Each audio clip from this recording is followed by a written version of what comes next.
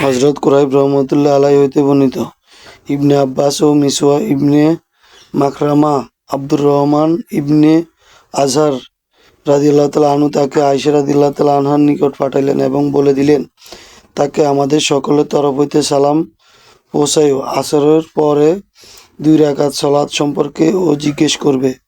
তাকে একথা বলবে যে, আমরা খবর পাইছি যে আপনি সে 2 রাকাত ও আদায় করেন।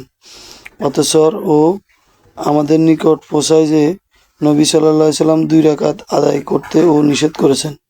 ইবনে আব্বাস রাদিয়াল্লাহু তাআলা আনহু সংবাদ আরও বললেন যে, আমি ইবনে উমর খাত্তাব রাদিয়াল্লাহু তাআলা আনহুর সাথে এই সালাতের কারণে লোকদের ও মারধর করতাম। কুরাইব রহমতুল্লাহ আলাইহি বলেন, আমি আয়েশা রাদিয়াল্লাহু তাআলা আনহার নিকট গিয়ে তাকে তাদের ও পয়গাম পৌঁছায় দিলাম। তিনি বললেন, উম্মু সালামা রাদিয়াল্লাহু তাআলা আনহুকে জিজ্ঞেস করো। কুরাইব রহমতুল্লাহ আলাইহি বললেন, আমি সেখান হইতে বের হয়ে তাদের নিকট গেলাম এবং তাদেরকে আয়েশা রাদিয়াল্লাহু তাআলা আনহার কথা জানাইলাম। তখন তারা আমাকে আয়েশা রাদিয়াল্লাহু তাআলা আনহুর নিকট বিষয়টি পাঠিয়েছিলেন তা নিয়ে পুনরায় উম্মু সালামা রাদিয়াল্লাহু তাআলা আনহা নিকট পাঠাইলেন। উম্মু সালামা রাদিয়াল্লাহু তাআলা আনহা বললেন, আমিও নবী সাল্লাল্লাহু আলাইহি সাল্লামকে তা ও করতে নিষেধ করতে শুনেছি, অতঃপর তাকে ও আসরের সলাতের পর তা আদায় করতে দেখেছি। একদা তিনি আসরের সলাতের পর আমার ঘরে আসলেন। তখন আমার নিকট বনু হারাম গোত্রের আনসারী কয়েকজন মহিলা উপস্থিত ছিলেন। আমি বাদীকে এই বলে নিকট পাঠাইলাম যে তারা পাশে গিয়ে দাঁড়িয়ে তাকে বলবে, উম্মু সালামা রাদিয়াল্লাহু তাআলা আনহা আপনার নিকট জানতে চেয়েছেন আপনাকে আসরের পর সলাতের 2 রাকাত নিষেধ করতে শুনেছি, অথচ দেখছি আপনি তা আদায় করছেন। যদি তিনি ও হাত দিয়ে ইঙ্গিত করেন তাহলে পিছনে সরে থাকবে। বাদী তাই করল। তিনি ইঙ্গিত করলেন এবং সেই ও পিছনে সরে থাকল। সলাৎ শেষ করে তিনি বললেন, হে আবু উমায়ার কন্যা, আসরের পরে 2 রাকাত সালাত সম্পর্কে তুমি আমাকে জিজ্ঞেস করছো। আব্দুল কায়েস গোত্রের কিছু লোক আমার নিকট এসেছিল।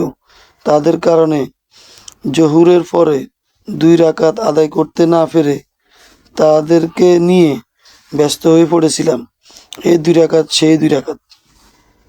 হাদিসটি সহিহ বুখারীতে 1233 এবং সহিহ মুসলিমে 6ষ্ঠ খণ্ডে 54 নম্বর হাদিসটি রয়েছে। সাহল ইবনে সাদি রাদিয়াল্লাহু তাআলা আনহু হইতে বর্ণিত, নবী সাল্লাল্লাহু আলাইহি সাল্লাম নিকট সংবাদ পৌঁছায় যে বনু আমর ইবনে আউফ কিছু ঘটেছে। তাদের মধ্যে আপোস করে দেওয়ার উদ্দেশ্যে তিনি কয়েকজন সাহাবী বেরিয়ে গেলেন। রাসূল সাল্লাল্লাহু আলাইহি সাল্লাম সেখানে কর্মব্যস্ত হয়ে পড়েন। ইতিমধ্যে তাদের সময় হয়ে গেল। বিল্লাল রাদিয়াল্লাহু তাআলা আনহু আবু বকর রাদিয়াল্লাহু তাআলা আনহুর নিকট এসে বললেন, হে আবু বকর, আল্লাহ রাসূল সাল্লাল্লাহু আলাইহি সাল্লাম কর্মব্যস্ত হয়ে পড়েছেন, সেদিকে সলাতের সময় হয়ে গেছে। আপনি কি সলাতে লোকদের ইমামতি করতে প্রস্তুত আছেন? তিনি বললেন, হ্যাঁ, যদি তুমিও চাও। তখন বিল্লাল রাদিয়াল্লাহু তাআলা আনহু ইকামত বললেন এবং আবু বকর সামনে গিয়ে লোকদের জন্য তাকবীর বললেন। এদিকে রাসূল সাল্লাল্লাহু আলাইহি সাল্লাম আসলেন এবং কাতারের ভিতর দিয়ে হেঁটে প্রথম কাতারে এসে দাঁড়াই গেলেন। মুসল্লিগণ তখন হাততালি দিতে লাগলেন। আবু বকর রাদিয়াল্লাহু তাআলা আনহুর অভ্যাস ছিল সলাতের দিক সেদিক তাকাইতেন না এবং মুসল্লিগণ অধিক পরিমাণে হাততালি দিতে লাগলে তখন তিনি সেদিকে তাকাইলেন এবং আল্লাহ রাসূল সাল্লাল্লাহু আলাইহি সাল্লামকে দেখতে পেলেন। রাসূল সাল্লাল্লাহু আলাইহি সাল্লাম তাকে ইঙ্গিত করে সলাত আদায় করতে থাকার নির্দেশ দিলেন। আবু বকর রাদিয়াল্লাহু তাআলা আনহু হাত তুলে আল্লাহর হামদ বর্ণনা করলেন এবং পিছনের দিকে সরে গিয়ে কাতারে দাঁড়াইলেন। রাসূল সাল্লাল্লাহু আলাইহি সাল্লাম সামনে এগিয়ে লোকদের নিয়ে সলাত আদায় করলেন। সলাত শেষ করে মুসল্লিগণের প্রতি লক্ষ্য করে বললেন, হে লোক সকল, তোমাদের কি হয়েছে?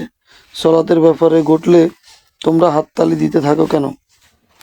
হাততালি তো ও মেয়েদের জন্য।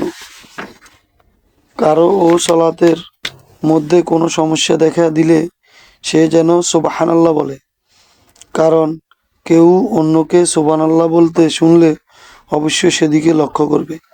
অতঃপর তিনি বললেন, হে আবু বকর, তোমাকে আমি ও ইঙ্গিত করা সত্ত্বেও কিসে তোমাকে লোকদের নিয়ে সলাত আদায় করা বাধা দিল? আবু বকর রাদিয়াল্লাহু তাআলা আনহু বললেন, কুফার ছেলের জন্য এই সমসীন নয় যে সে আল্লাহ রসুল সাল্লাহ সাল্লাম সম্মুখী দণ্ডময় হয়ে সালাত আদায় করবে। হাদিসটি সহিহ বুখারীতে 1237 নম্বরে রয়েছে।